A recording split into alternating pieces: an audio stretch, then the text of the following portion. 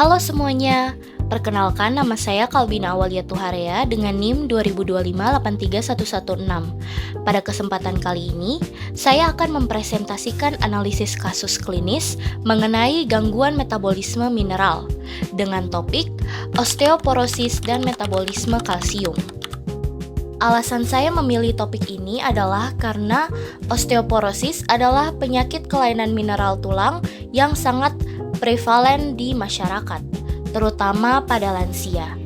Penyakit ini sering disebut sebagai silent disease atau penyakit diam-diam karena prosesnya tidak bergejala sampai terjadi cedera fatal.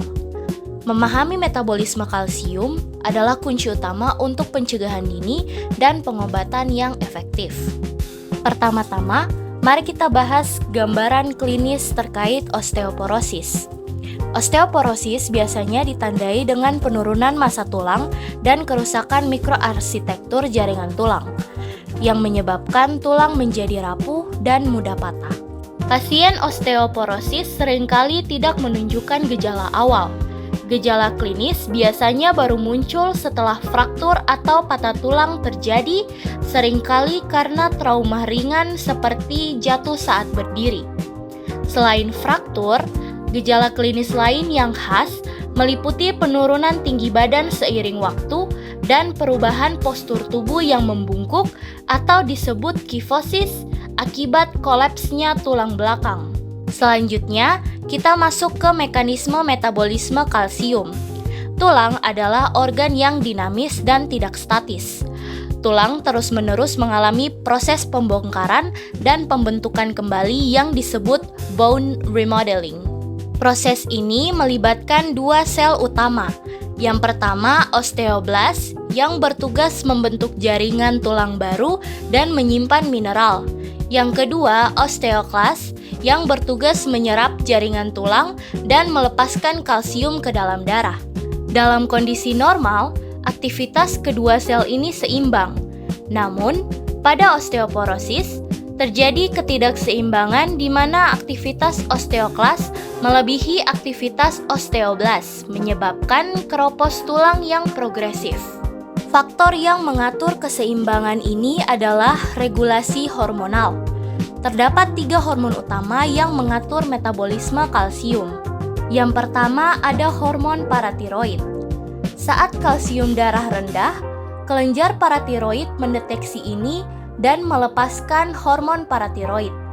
Hormon paratiroid bekerja meningkatkan aktivitas osteoklas di tulang, meningkatkan reabsorpsi kalsium di ginjal, dan secara tidak langsung meningkatkan penyerapan kalsium di usus melalui vitamin D. Yang kedua ada vitamin D aktif atau kalsitriol. Vitamin D berperan krusial untuk meningkatkan penyerapan kalsium dari makanan di dalam usus. Dan yang ketiga ada kalsitonin.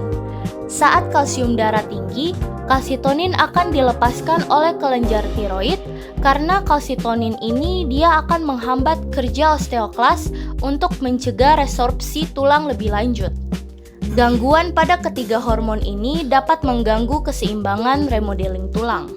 Kesimpulannya, osteoporosis bukan sekedar patah tulang pada lansia, melainkan akibat dari gangguan metabolisme mineral tulang di mana resorpsi tulang atau osteoklas melebihi pembentukannya atau osteoblast yang sangat dipengaruhi oleh regulasi hormonal seperti hormon paratiroid.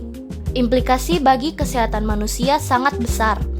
Penyakit ini seringkali dapat dicegah jika kita menabung massa tulang puncak sejak usia muda dengan nutrisi kaya kalsium dan aktivitas fisik yang tepat. Memahami mekanisme kalsium dapat membantu kita melakukan intervensi dini. Mungkin itu saja yang dapat saya presentasikan. Mohon maaf apabila ada kesalahan dalam penyampaian informasi. Semoga informasi ini bermanfaat bagi teman-teman semua. Terima kasih atas perhatiannya. Sampai nanti.